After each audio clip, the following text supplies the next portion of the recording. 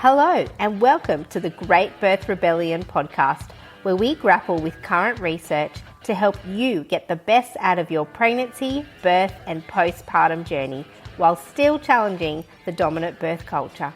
I'm your host, Dr. Melanie Jackson at Melanie the Midwife, and I'm joined weekly by my co-host B from Core and Flora Store, and this is the Great Birth Rebellion. Welcome everybody to this week's episode of the Great Birth Rebellion. You're here with B and I and our very special guest, Jo Hunter, who, I don't even think I need to introduce her, but Jo, I do a little fun thing if I just try and introduce people based on what I know, and I'll let you fill in the gaps. I probably need to go here because Jo and I did uni together. Please, take it away, B. No, yeah. I'm muting, you do it. No. I can remember. Yeah. I just remember, so I did my first placement at Liverpool Hospital, and then my second and third year was at Nepean with you. And I just remember, like, you copped it all for us because you were doing, like, stuff on the side and they knew you wanted to go into home birth. And I was like, oh, so glad Jo's here to take the brunt of everything. So it was 15 years. It was 15 years ago, guys. It finished 15 years ago, so it was exactly 18 years ago that we started. Exactly. I remember starting private practice and GPSs were only just being invented. And dinosaurs now. Yeah. I remember that. The first time I ever heard of Facebook was you, Bernie. You actually loaded it onto my phone for me.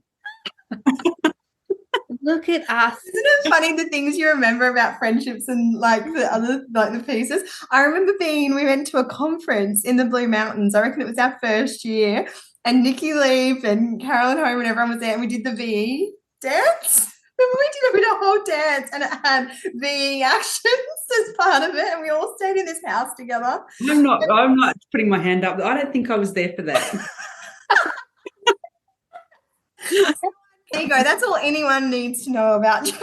Well, so, okay, backstory is that B and Jo studied their Bachelor of Midwifery together in Sydney. That's how you guys met.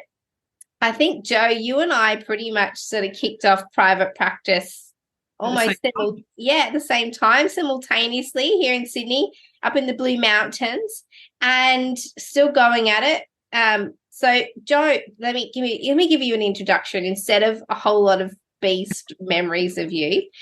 So, Jo Hunter, private midwife, co-creator of the Birth Time documentary, and the reason why I've invited her here today, mother of 4 as well, and just recently brand new home owner and renovator. But today I really wanted to talk to Jo. She did her honours work in the experience of privately practicing midwives in Australia who've been reported to AHPRA, to the AHPRA. And, you know, B and I have recently been the recipients of our first AHPRA report for the podcast. So, you know, this was kind of good timing. I reached out to Jo. I was like, hey, Jo, we've just been reported. Don't suppose you want to have a chat with the rest of Australia about this process of vexatious reporting. So Jo's currently the expert on this, you know, for privately practicing midwives. Jo's work's the only work really that's been done in this field. And so we're blessed to have you here, Jo. Oh, thank you. Thank you for having me. Did I miss any very important details in your introduction? Not at all. Apart from the dream that you had of me running down Beefman Road with no bra on. Can I tell it? Sure. Okay, I'll tell it. So that's right. The other part of the backstory is Jo was one of the midwives who attended both my births. Jo and I used to live very close in proximity in the Blue Mountains. And for my very first pregnancy, which was almost 11 years ago now, my mum had very fast birth, as did all of my cousins and aunties. So in my head, I was going to have this really quick birth, and I needed to have somebody close by. So Jo was close, and I had this dream one night of I went into labour and I was in my house in the pool labouring, and someone called Jo and said, Jo, you've got to come down here. The baby's coming out. And in my dream, Jo jumped out of bed in her jammies. It was pouring rain. She just sprinted out of her house. I could see her house. I could see her street. I could see her pajamas. She was running barefoot in her pajamas. And in the dream, the thing that really stood out was that she wasn't wearing a bra. And your boobs were like bouncing around, like not even in unison. They were just all over the top. Sounds about right. So they're bouncing around, and you have asymmetrical breasts, Jo. What a surprise! Not asymmetry, just like incoordinate bouncing. Yours are bees on a treadmill. Yours are bouncing. I'm trying to test it out. Don't all breasts move like that as we rock? I guess, but she was like that. Yeah, it was a Mexican wave type. Yeah, and there was back and forthing and up and down. It was under your armpits, everything. And you were sprinting like I wouldn't have expected Jo to sprint. And then you ran in the door, sopping wet because it was raining too, like huffing and puffing. And in just the time that it took you to run from your bed to my house, I'd given birth, and I was holding the baby up in the air, and I'm like, I'm so sorry. I did it already. I'm so sorry. And I was apologizing for having given birth so quickly.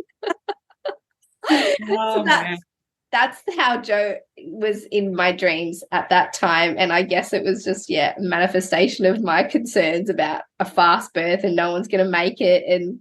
And Jo's commitment to her work. I mean, running barefoot, breast floppy in the rain. Yeah. Home birthing women. Exactly. That's So that's Jo Hunter. And she's here today. Okay. Beautiful. All right. So we are going to talk through, let's talk about this mandatory reporting, AHPRA reporting. I think a lot of midwives and women and birth workers, whoever you are, don't really fully understand this. Private midwives get their head around it very, very early in their careers because it's particularly important for us to know these things. But can you give us a background? What is getting reported? What does getting reported mean? And who's AHPRA? What do they have to do with it? Well, AHPRA is the Australian Health Practitioner Registration Agency. So they're the umbrella, and then below them are the boards of each of the health professions. So chiropractors, doctors, midwives, nurses, everybody is underneath the umbrella of AHPRA. And then there's the boards below that. And so for us as midwives, we get reported to AHPRA if somebody thinks we're doing something that doesn't meet expected standards in practice. So I'll just go back a little bit, actually. I'll just go back to even how it all started, because my passion for doing this research started with my own midwife, who I had Maggie Leckie-Thompson as my midwife for my babies at home. And she was reported lots and lots of times to, well, it was the AHPRC then. They didn't have AHPRA back then.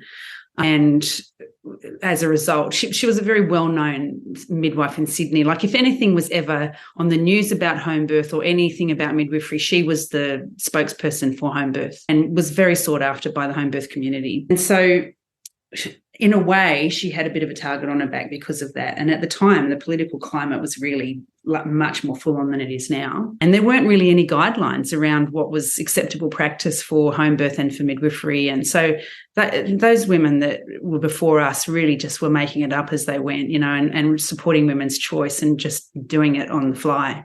Amazing work that they did. And thank God they did it for us who came up, after them. But so anyway, Maggie ended up being deregistered, and there was a big court case. It was huge. I was quite involved in supporting her through that.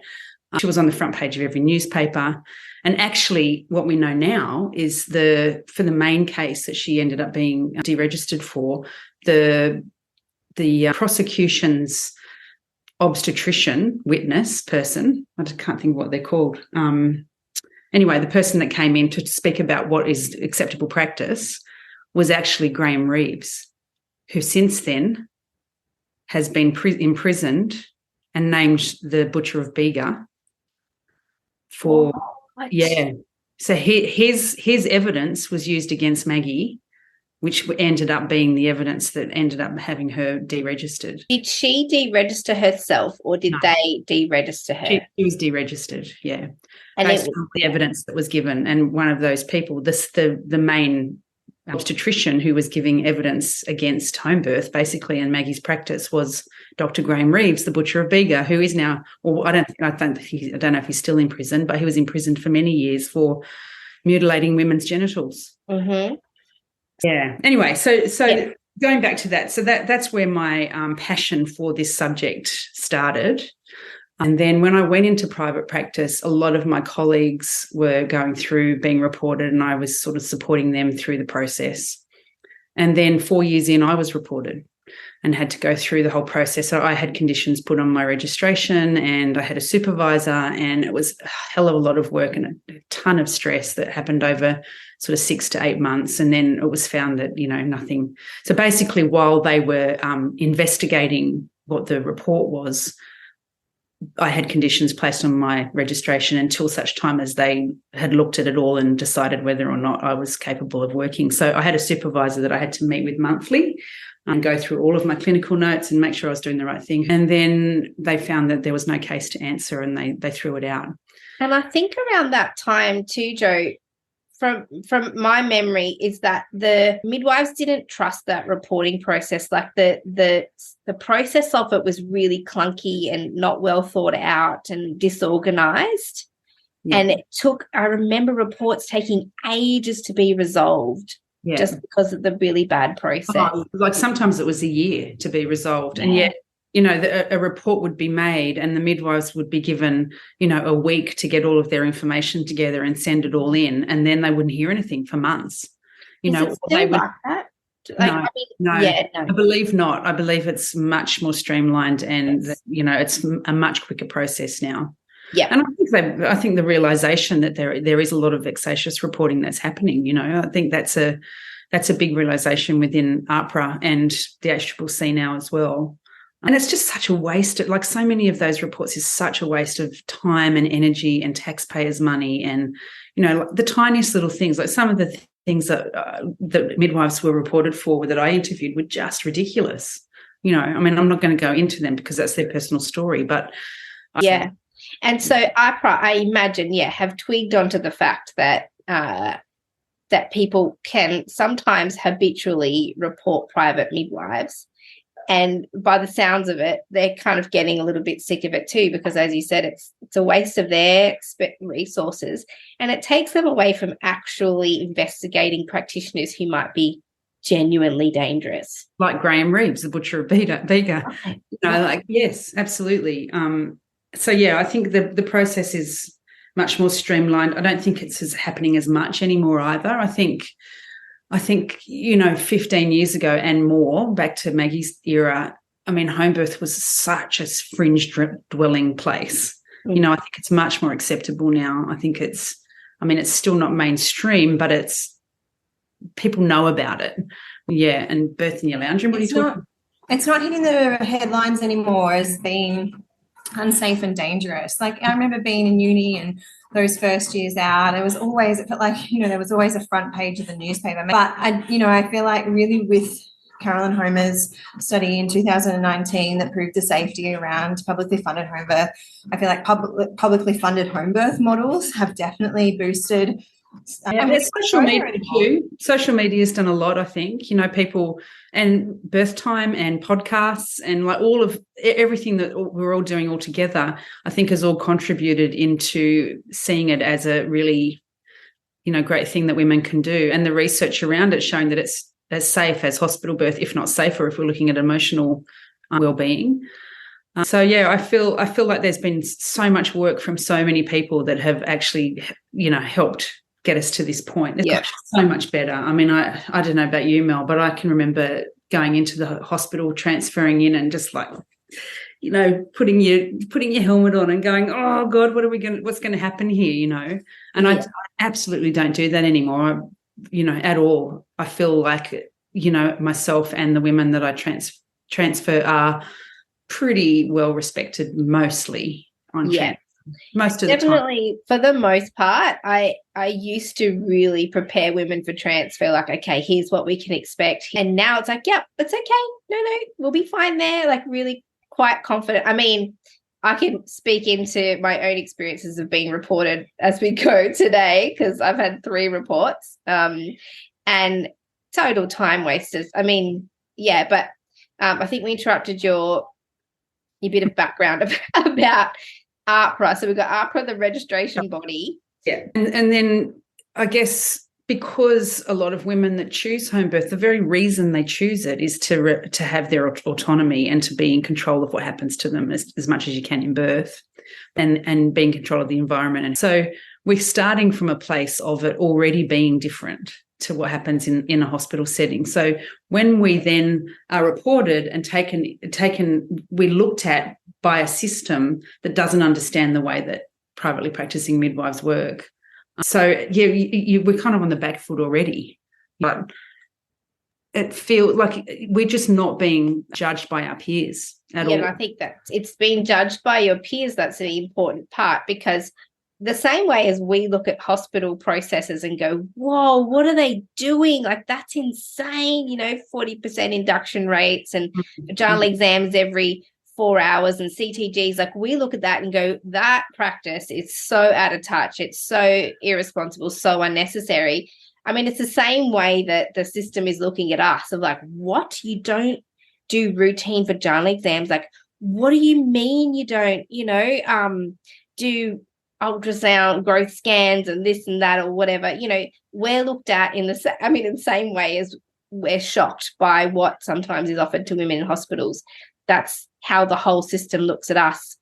Basically, it's a lack of understanding of context more than anything. Yeah, but it's a lack of, we're working with women who are, they don't just, one, that they seek us out. 2, they're paying a lot of money to have the experience that they want to have. So they're not just going, oh, I'm going to have home birth. It's like they've really done their research. So they're starting from a place of being very, very, very well informed and really understanding what they want out of their experience. That's where they're starting. And then our job is to support their informed choice, obviously provide them with information to make sure that all of the information they have is coming from a place of being informed when making their decisions. But, from my perspective, I work with women all the time that make choices that I personally wouldn't make, but it doesn't mean they don't deserve support in that choice, and that's the understanding I feel when we go into a hospital setting and there's a woman that's declining everything or a lot of things that are on offer. It's a reflection on who we are. They think it's the midwife that's saying to the woman, don't do that, don't do that, don't do that. Whereas actually it's the other way. It's the woman declining it and we're supporting her informed choice to decline. That's something that I really want to get across in this podcast, is it's not the midwife sitting here going, you don't have to do any of that. It's us saying these are all the things on offer and it's actually your choice. Yeah. How it should be for everybody. And is this what happens, Jo, with reports to AHPRA? Is it usually the fact that obviously there's a misunderstanding about, I guess I'm trying to word this in a helpful way, but we do have a broad scope in our practice. So, many private midwives are attending women who are planning VBACs at home, people with diabetes, women with high BMI, all these things that would normally be classed as higher risk in a hospital and really be imposed upon women are imposed upon in their labours because of these things. We're doing these things at home quite comfortably. How does that play into the reporting process that we're operating in that scope? Well, out of the midwives that I interviewed, so the way that I did it was I put out a request for anybody that had been reported that might want to be interviewed, and I had 17 responses. And by the time I'd interviewed 8, so they were quite in-depth, sort of semi-structured interviews, I had met saturation. So that means you're not getting any new information from the midwives. So that's where you end the research and then all the interviews, and then you start, pulling out the themes in those interviews. So I reached saturation when I got to 8, and every single one of those 8 midwives were reported by another health practitioner. It was never by the woman or the family. And in fact, they were all very well supported by the families that they were reported about. And they were all by other health practitioners on transfer to hospital when they were supporting women that chose care outside of guidelines. So a vast majority of them were women who were having a VBAC or planning a VBAC at home and ended up transferring in. But, even the fact, one of them was reported because she supported the woman to have a home birth. And this is the thing, isn't it? And like you said, it's not the women who report their midwives. It's other practitioners who have really made assumptions, because I know when I got reported, the first thing I heard about it was from the AHPRA, the Healthcare Complaints Commission, telling me that I'd been reported for this circumstance. It was when I transferred a woman into hospital. Nobody, the hospital didn't ask me for my records or my recollection of what happened in my notes. It was just reported. And I think that's an important point that people need to know, is it's practitioners reporting other practitioners, not women, not dissatisfied women or endangered women who have gone ahead and reported their midwife. And the vast majority of the time, the women are completely horrified by the fact that their midwife has been reported for supporting their choice. And I think people, culturally, we're like, oh, if you got reported, something really bad must have happened. Yeah. But often, definitely from what I've heard from private midwives, it's often just the fact the transfer has taken place, even though the transfer is a part of providing safe care. And that, if we were to be providing respectful care to each other as colleagues, respectful peer care, we would celebrate that and go, wow, isn't that wonderful that you've transferred in? Welcome. That's what we're here for. I think things definitely changed. I feel things definitely changed a lot in the Blue Mountains and, where we're in the environment that Mel and I were working in. I set up a midwife support group and put it out to a bunch of people and said, I'm just going to do this once a month. It's on a Tuesday night. I had no idea how many people were going to show up. And the first night, 28 midwives knocked on my door. Anyway, what ended up happening from that is whenever one of us transferred in, it was very likely that one of the midwives on shift that we were transferring to had been sitting in my lounge room debriefing whatever was happening for them in their life and in their career. And it really created a really good collaboration, but also a lot of respect for each other in our practice, because they realised that we weren't just showing up with our tie-dyed T-shirts and our Bowron drums and a bit of bloody incense, we're actually professionals. We even have to do twice as many CPD points as, anybody else in the country that's as endorsed midwives. And we have a full kit of equipment and we actually know what we're doing. So, that really did change things. I don't know for you, Mel, but I felt like it really changed stuff for me. I feel like there was a change. And we also had meetings at that time too at the hospital, where we spoke specifically about pathways that could be engaged. If the hospital did have a concern about us, was there an intermediate process that could be enacted that would happen before a report needed to be put into AHPRA? Because this is part of the problem, is that if you work in a hospital, there are intermediate processes and disciplinary action that the hospital can take with their own staff. Like an incident report is put in, incident report, they call them IMS or, depending on the hospital. There's an incident report, you can debrief it, you can discuss the details. If that staff member needs more support or you've identified some gaps in their practice, that can all be remedied in-house, right? Private midwives don't have any of that governance, none of that support from the system.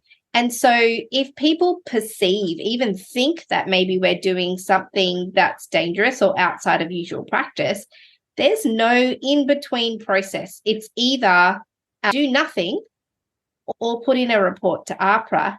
It doesn't, and if there was going to be some kind of other process, that person who had the concern with the private midwife would have to go to that private midwife and have a discussion.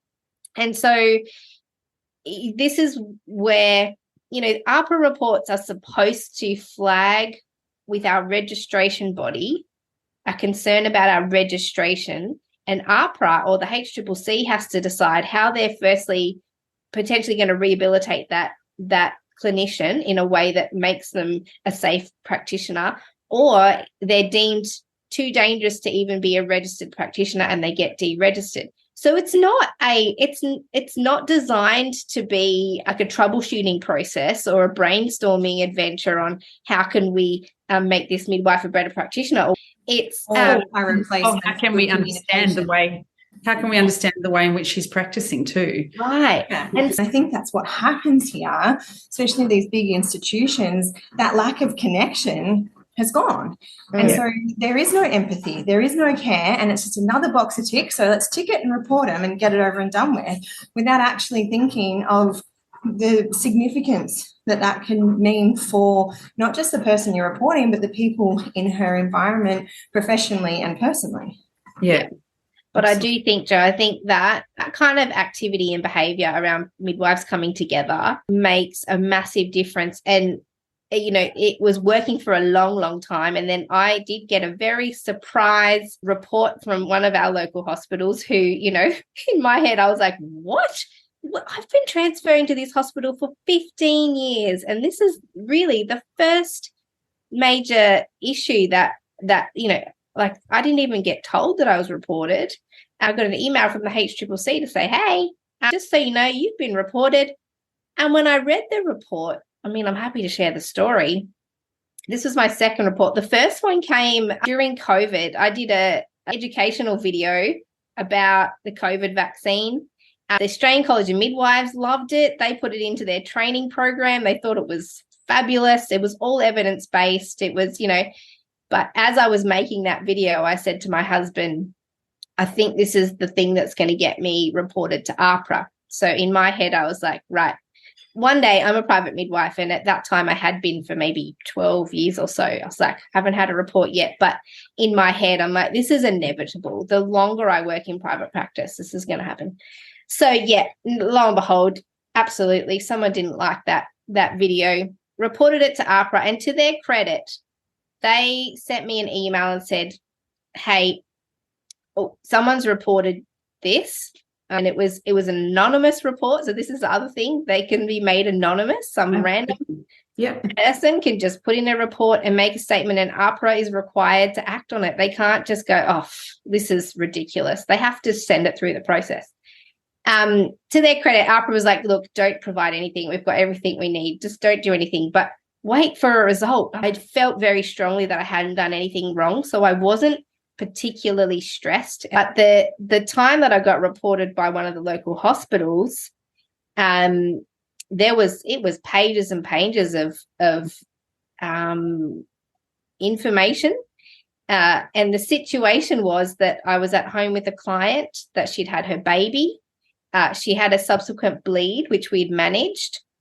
Her observations and everything were fine. She was well and healthy. Placenta was out. The bleeding had stopped. The baby was feeding. She was sitting up quite happily, eating, doing all the things. And as we were preparing to leave, and we were checking on her because she'd had a bleed. We were doing obs all the time and confirming everything had stopped and all the things and writing it down and documenting.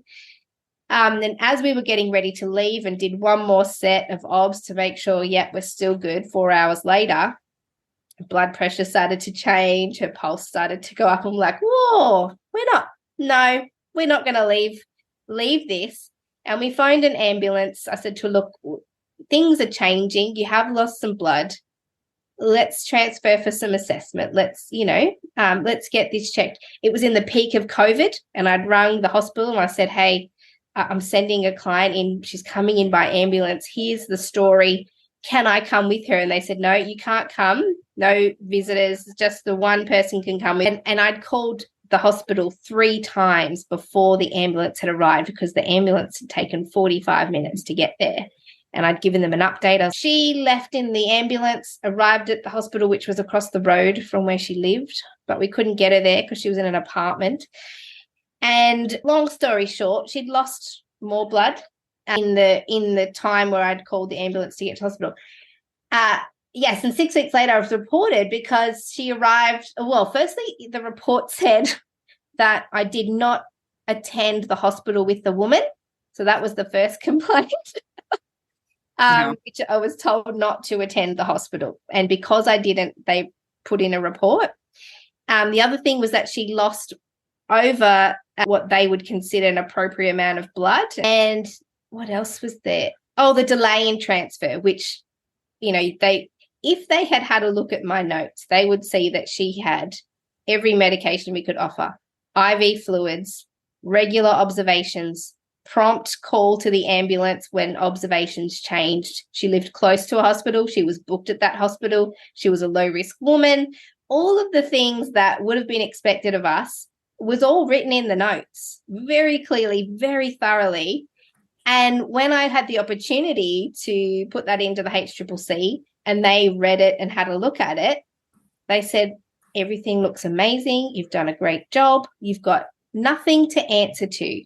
But boy, did it take me almost an entire week to get together the paperwork and the documentation that they needed in order to do a thorough investigation. And how easy this could have been if the hospital had called me and said, hey, can you talk us through what happened?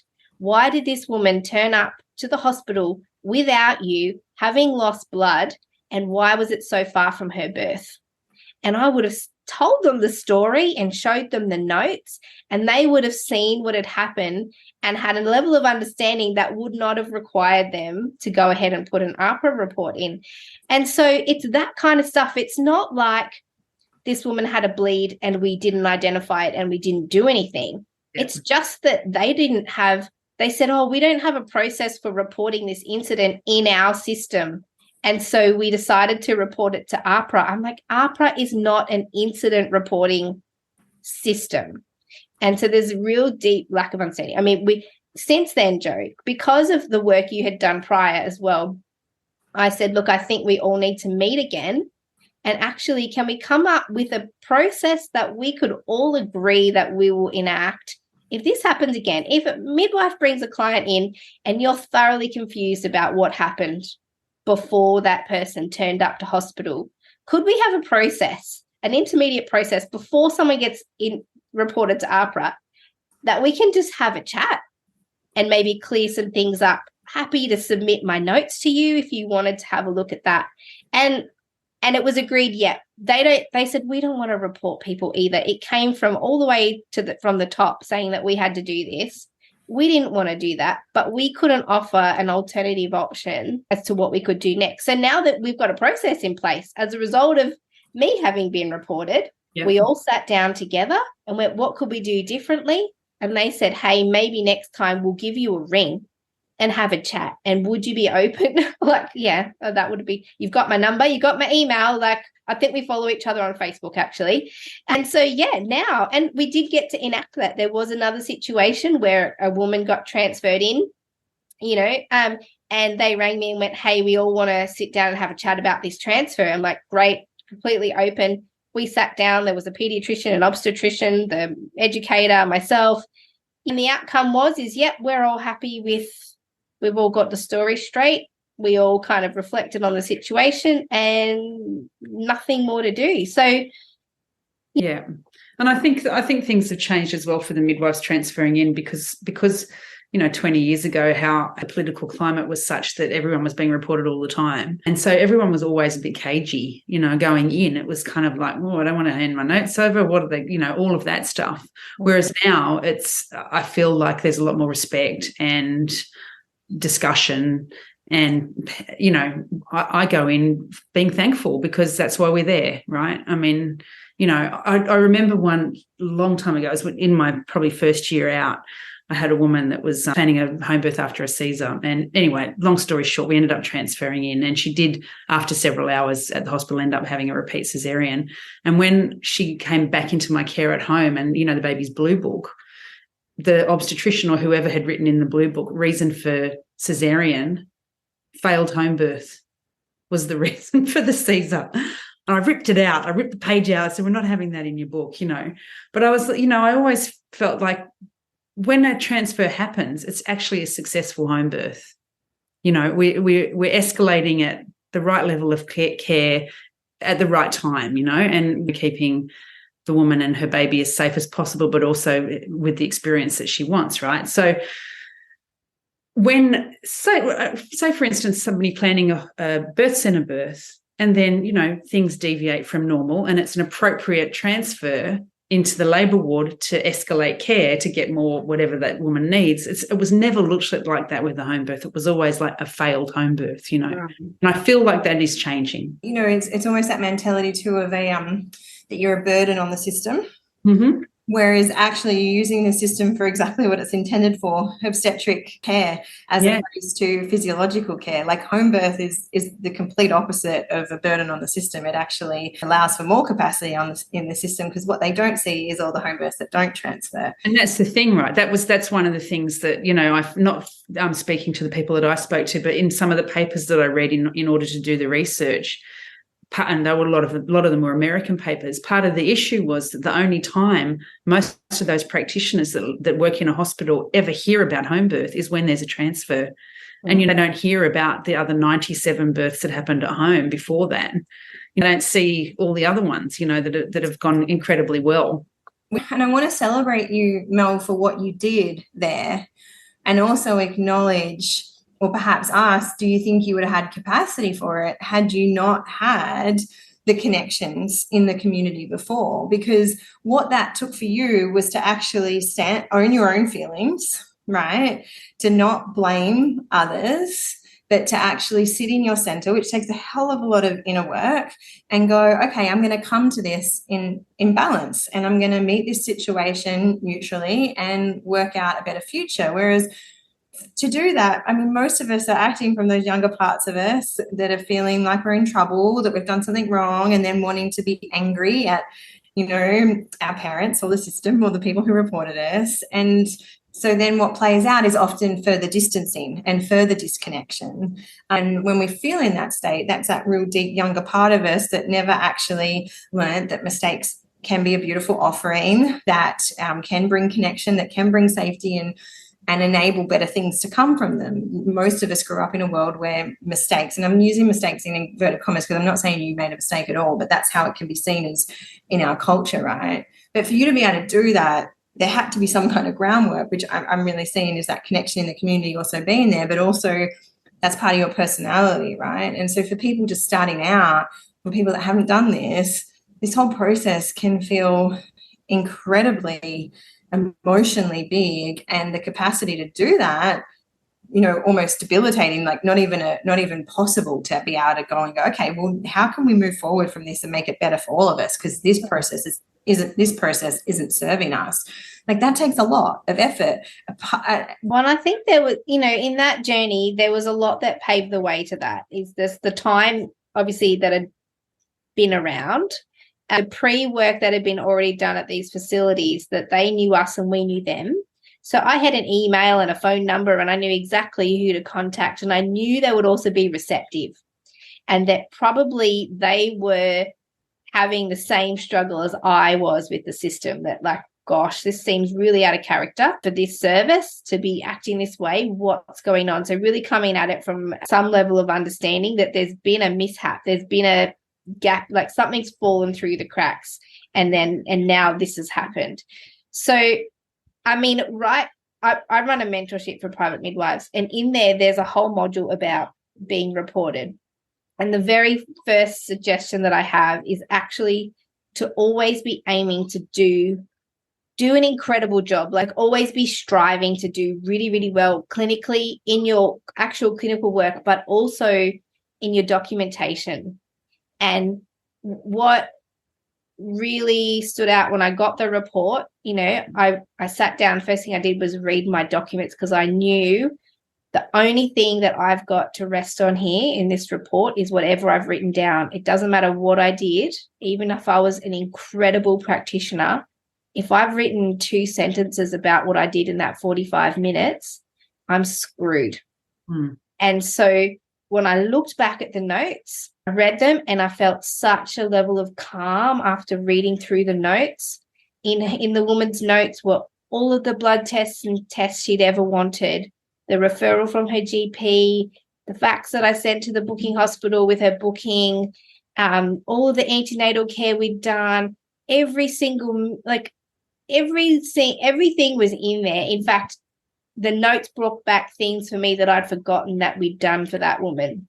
And I was like, I can see the most beautiful story unfolding here in these notes. And so I just always encourage midwives to really focus on being a quality practitioner at the outset, always striving to do better, and then really concentrating on excellent documentation. And so once I could rest my mind knowing I've done everything I possibly can, then you have to submit to the process, the reporting process, and then see what positive change can come out of this, what learning, and how can we make it better. But Jo, can you talk to us about what happens when a midwife gets reported? And how many midwives?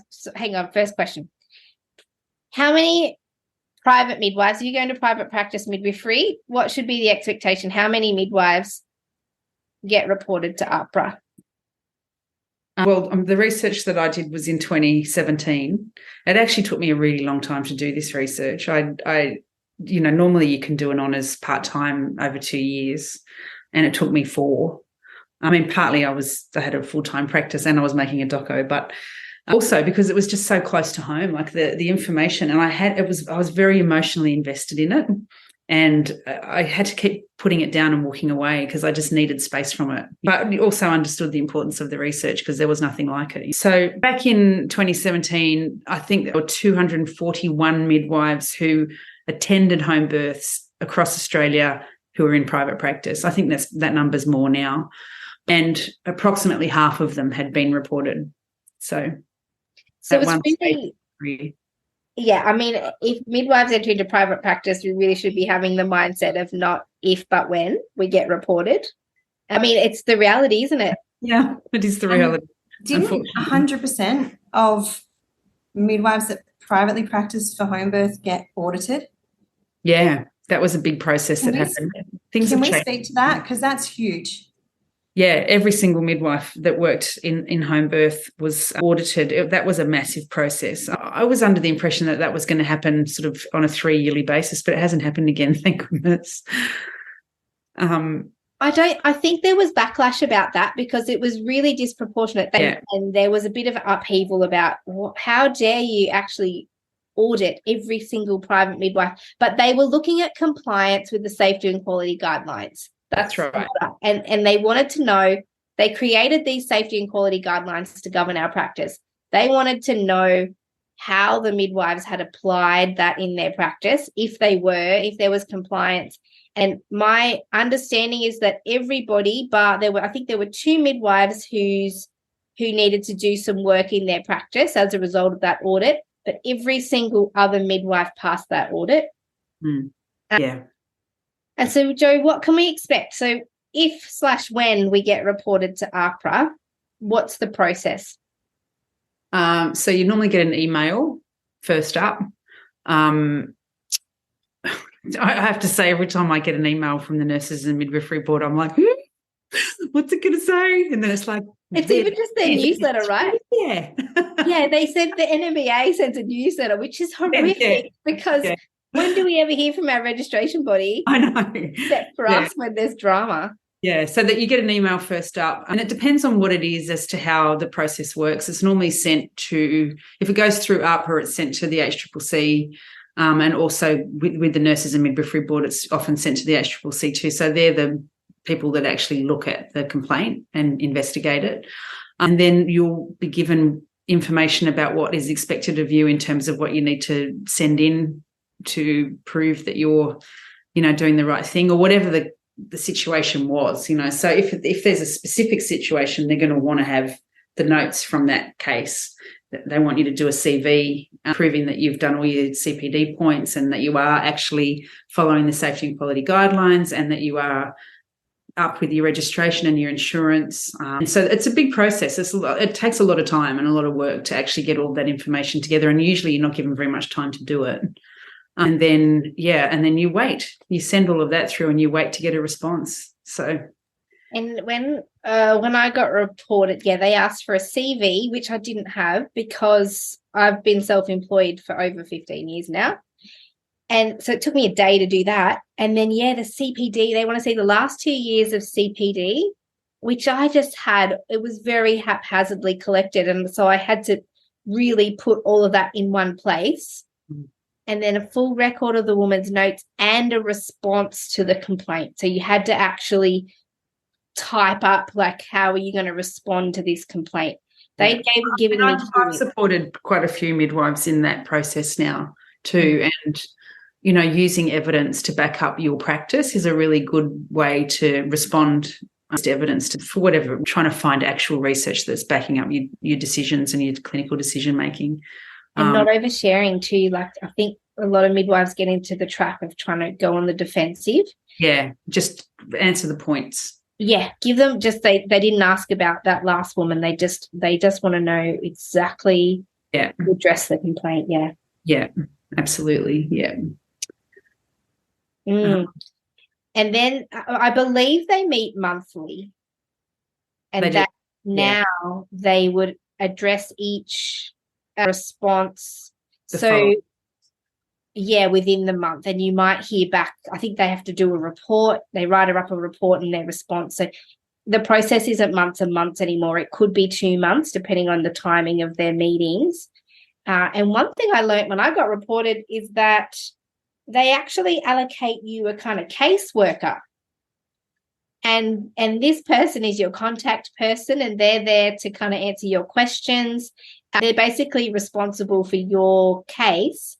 I remember phoning them and asking questions, and they're like, and they said, I just want you to know that I'm allocated to support you through this process. It's like, what do you mean? She said, we don't want to deregister people. We actually want to support people to stay registered. And this is how it's changed, because before now, like, 20 years ago, it was very much a disciplinary reaction, whereas now it's more of a reflective process. Mm-hmm. For midwives to actually look at, how could things may have been, if there was a poor outcome or something like that, what could I have done differently, if there is anything that might have, created a better outcome for that woman and baby, which is appropriate. I mean, we do that all the time, all the time. I'm forever doing it with my colleagues, talking about, I wonder if, if we had have transferred at this point, maybe, whatever it is, like it's, of course, you're always doing that as a practitioner, but to actually do it in a formal way and prove that you're actually working in a very reflective way is it's what they want to hear. It's what everybody wants to hear, really, that you're learning from the whole time. And we're forever learning in this job. Like, you never, ever, like, every day's a school day, right? Yeah. And particularly, and, I mean, I'm sure you do too, Mel, like, work with a lot of women that choose care that's outside guidelines. And understanding that is a human right, and also understanding the process that you do as a midwife in terms of records and understanding, and there's a very clear pathway in the Australian College of Midwives guidelines to follow if women choose care outside of them, and it's the record of understanding, and you do it together, and it's to ensure that woman has all the information that is available to her in order to make the choice that she's making, and we're not just sitting there going, oh, you'll be right, don't worry about it. Yeah, and I think this is the power of the documentation. Because, it doesn't matter how much education you've given. If you didn't write it down, it didn't happen. Yeah, that's right. And also the safety, I always say the safety in home birth is the relationship. Yeah. Yeah, it's the relationship's so important.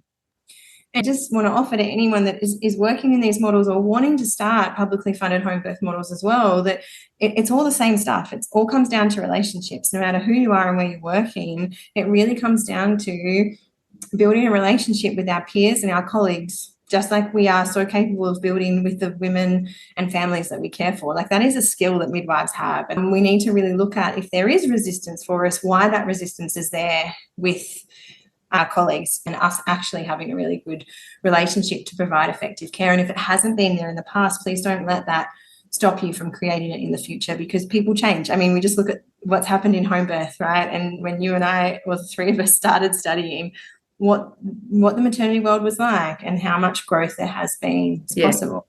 Absolutely. Yeah. So, Jo, your research really asked midwives what their experience was of being reported. So I feel like the backstory is there. What happened once midwives were reported? What did you find? So there was a heap of sub-themes, but there was an overarching theme that came from all of the midwives that was that we called being caught between women in the system.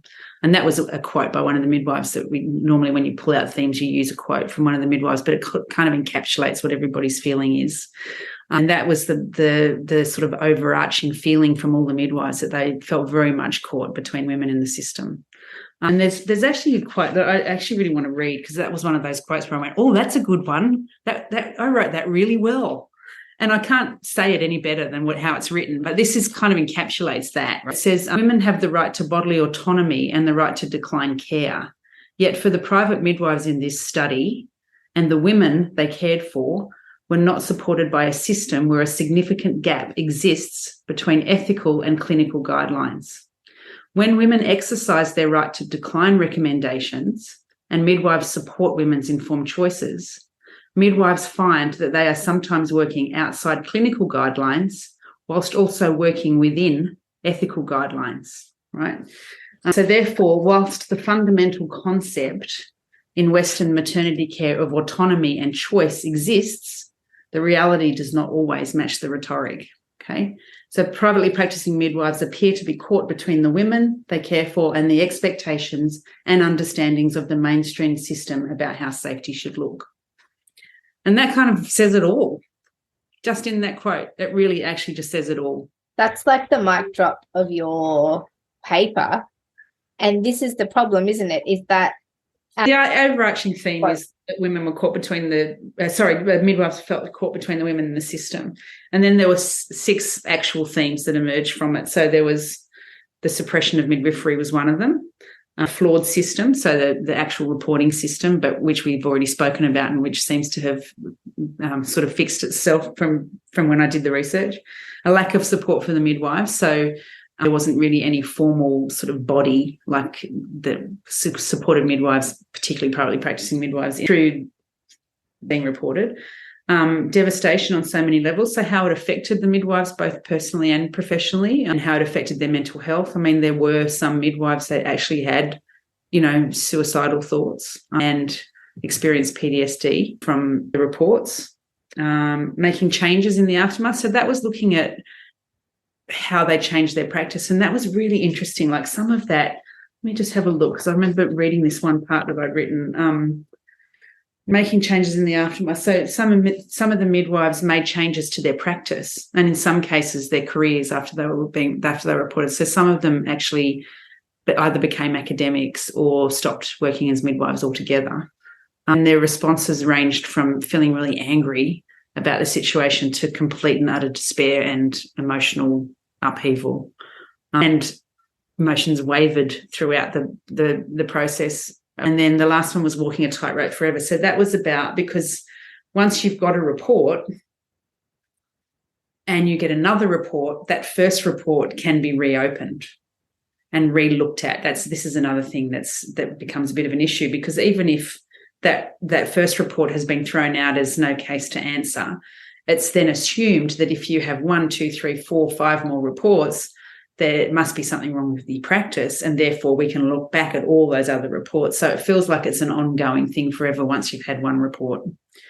Well, that's still part of the process. So the first report I got for the COVID video, they said, there's nothing to answer for, you haven't done anything wrong, but just so you know, this is staying on your report and we can revisit it.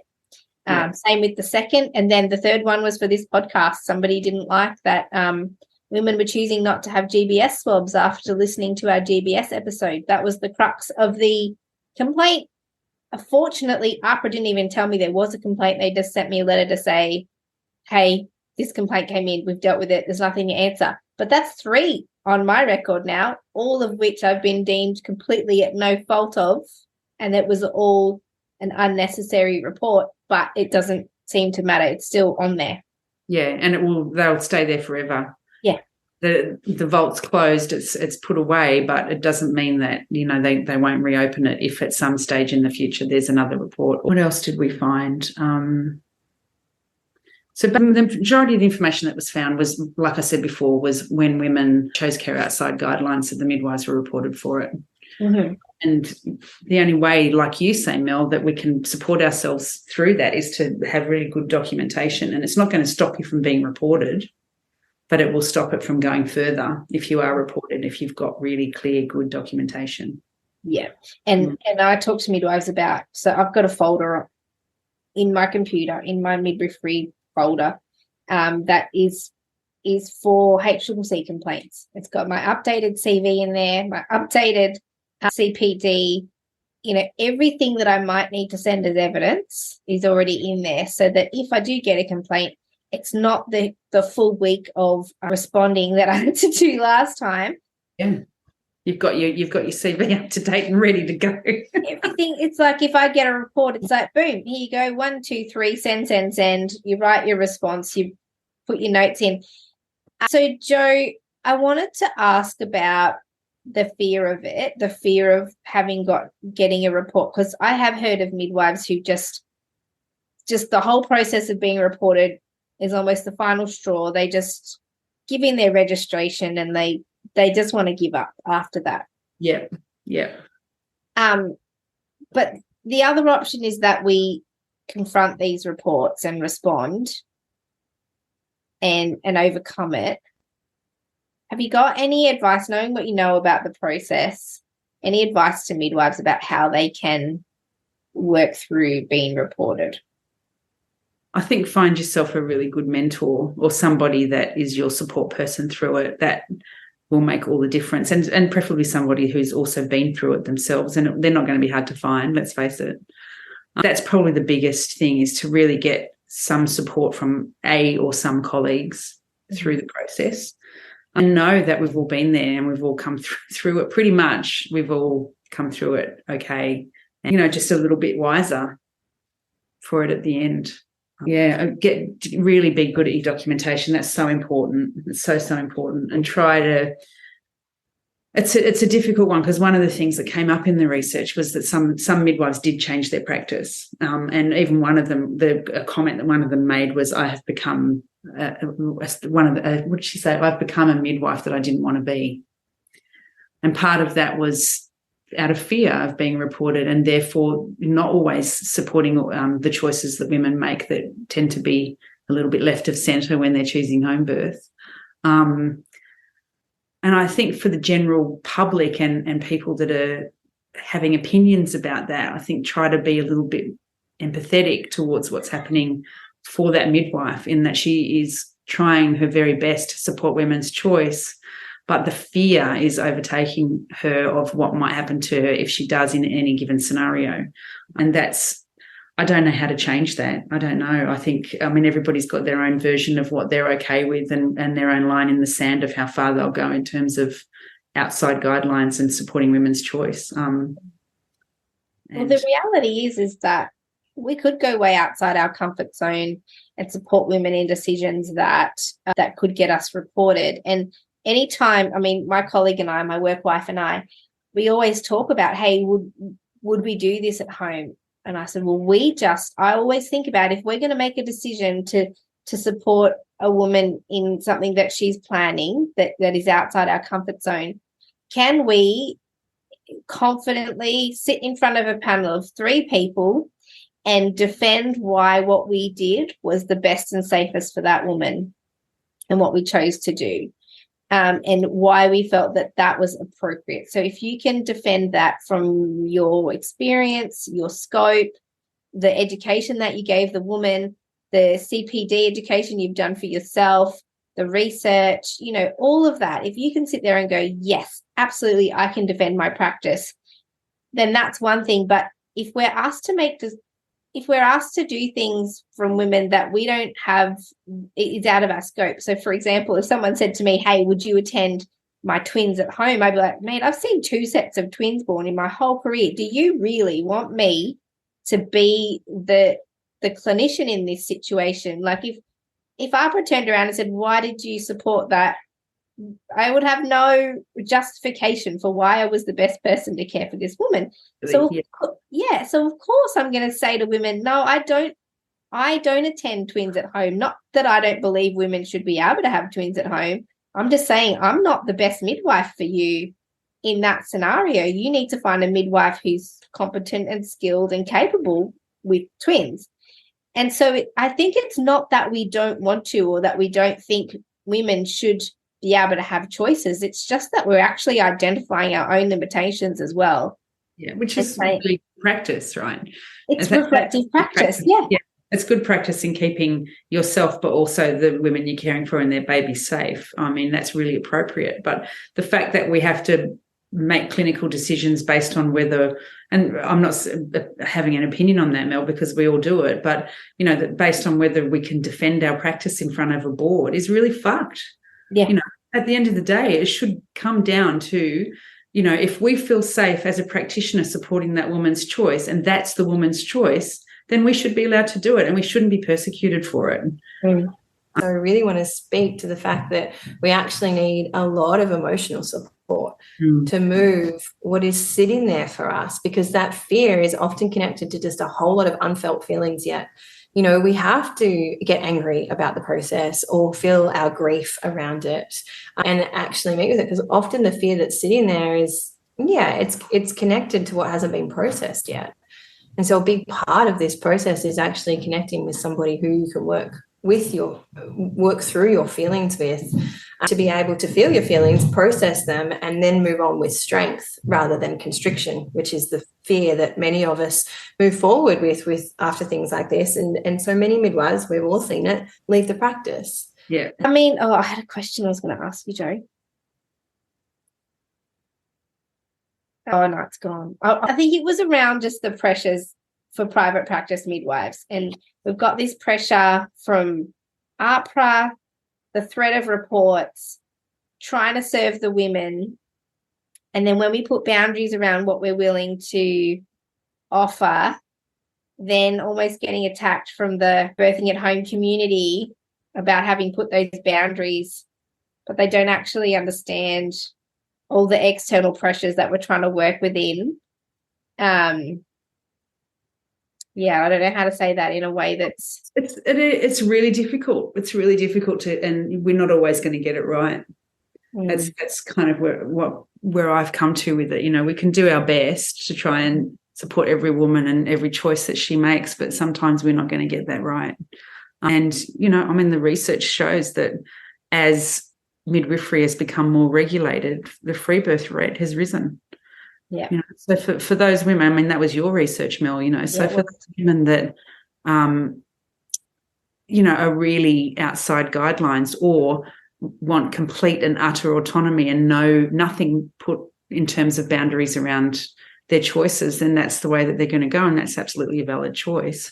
However, you know, from a midwifery perspective, I mean, I value midwifery, you know, and from a midwifery perspective, I think we have the ability to offer a very wide range of services to women without having this persecution over our shoulder all the time by doing all the things that we've said, you know, creating really good leadership, creating collaborative, respectful relationships with people in the system, really good documentation. I mean, one of the things about me moving to Sydney was I was concerned about how that was going to be because my transferring hospitals were going to change, right? And I spent a long time setting up those relationships and felt very comfortable and confident walking through the hospital doors when I needed to. And then when I moved to Sydney, I was like, nobody knows who I am or what I'm doing, and it's just going to end up, you know, I'm going to have to do that whole process again. But what has actually happened is several of the local hospitals have actually contacted me now that they know that I'm here and said, let's meet up. Let's look at how we can work together, because we all want the best outcomes for women. Oh, it just feels so good to be in this place now. It feels really different. It really does. I mean, it's beautiful progress. And I think we've always said all throughout the years, Mel, you know, it's not going to happen overnight.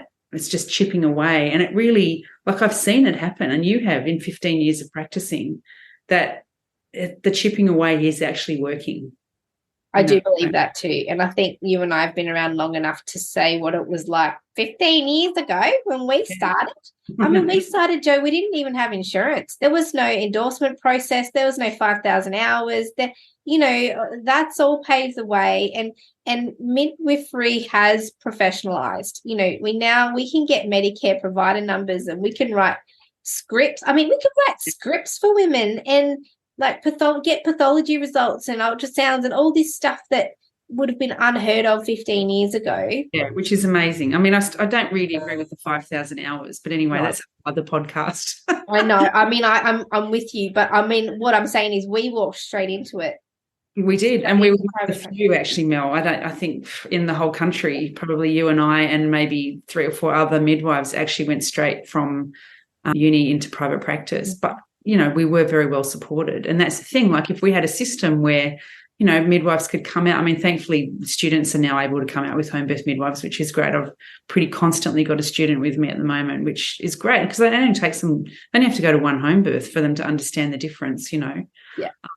And I feel like if there was a system whereby, you know, a new graduating midwife could come in as a second midwife and be supported, do her hours like that before she can be endorsed and actually be supported in that process and be able to be paid for her work, and it will actually change the whole way the system's working. 100%. Absolutely. Yeah. Now, Jo, if someone's come to this episode, they've been reported to AHPRA. That's why they're listening, right? Yeah. So you already told them, find somebody who can just nurture you through the process, preferably someone who's been reported. If you're a member of the ANMF, Australian Nurses and Midwives Federation. That's it. If you're a member of them, they provide a lawyer for you and you get a caseworker basically that supports you through it and looks at, you know, when you're writing your defence, if that's how you want to say it, they'll read through it and make sure that there's nothing that they shouldn't be in there, or say, you know, you can add this, and this to it.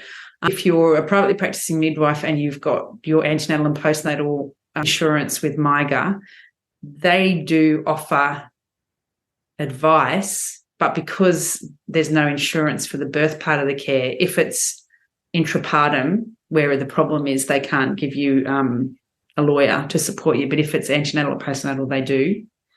So there's professional support out there. It's just a matter of whether you're connected in with it or not. You could always ring the College of Midwives and ask them for support. There is a process now that they're looking at trying to change so that there is support for any midwife who's been reported. And, gather your peeps around you and just get really strong, because the majority of the time you haven't done anything wrong. You know, it's just that it looks like it's different practice to what happens in the system. It's really a moment of putting your big girl panties on, isn't it? And I remember I got my report. I phoned the hospital who put it in. I phoned Hannah Darlin because, you know, she's been my mentor from the beginning. I phoned my friend who'd been reported before and the second midwife who was with me at the time. And, you know, all of them said, you know, write your response, send it over. Yeah. Let me read it, because they'll be reading it with different eyes. And, you know, the feedback I got from one of them was, oh, I felt like I was there. The way you explained it, the way I can see your notes, Mel, it's as if I was in the room by how it was written. And I'm like, oh, great. Like, it comes across. They can tell you how it comes across. So, yeah, I think really tapping into that. And also, if you can, they don't want to deregister you, I think is what I also want to remind people is don't look at this and go, oh, that's the end of my career now, or this is a big problem. Just go, right, I need to respond in the least emotional way possible, because I have seen some responses and you can read the anger and fear and emotion in the midwife's words when they're responding. That's why it's really good to get several people to read through your response for you, because it's somebody that you can be helped to remove that emotion. Yeah. Yeah. Yeah. And I had to feel the emotion. Just don't write it down in your response. Correct. You got to feel it. And I think that's the importance of those early conversations with your support people, is you get to express it all then and then write a really factual response. Yeah.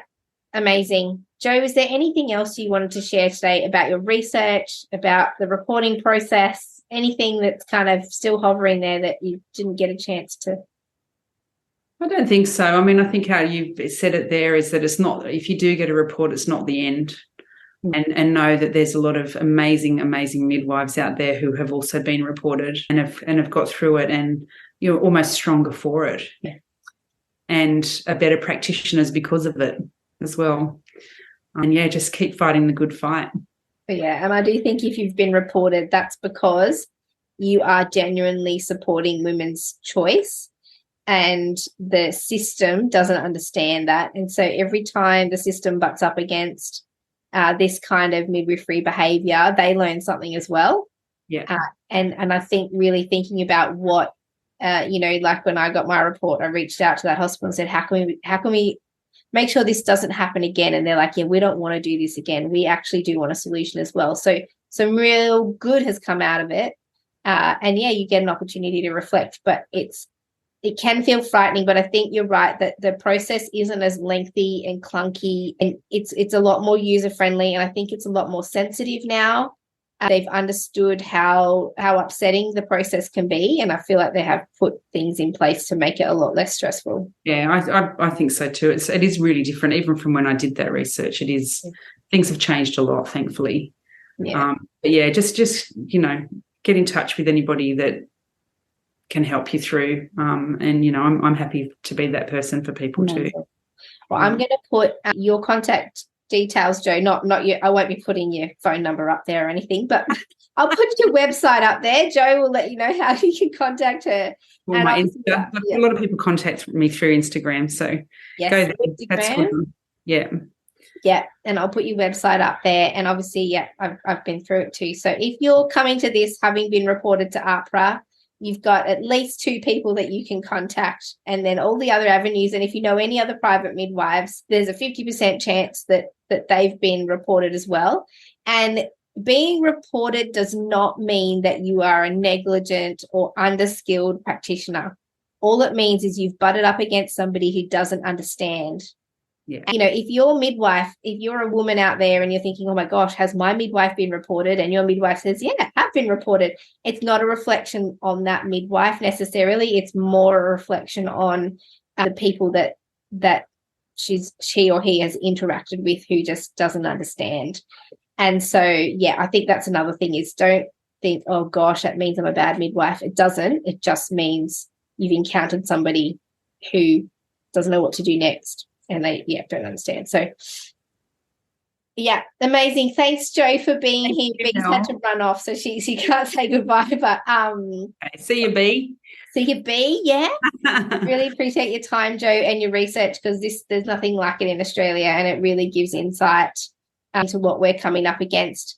And for anybody. Thanks. It's good to actually get it out there a little bit, because often these sorts of research is just read by academics and it doesn't go anywhere. So it's nice to have it out in the ether a bit. So thank you for the opportunity. Pleasure. And there will be a link to your research in the resource folder. So who's on the mailing list for this podcast, just click on the link to the resource folder and you can read Jo's research there as well. It's accessible to everyone.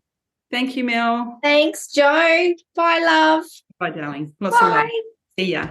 See ya. Thanks for listening with us today. Don't forget to subscribe to our podcast on your favourite podcast platform and join our mailing list at melaniethemidwife.com. Mel sends out weekly emails with access to all the evidence we use in this podcast. You can find out more about Mel at melaniethemidwife.com and find out more about me, Bee, at coreandflaw.com.au. We can't wait to bring you next week's episode of The Great Birth Rebellion. Yeah! Yeah! All right.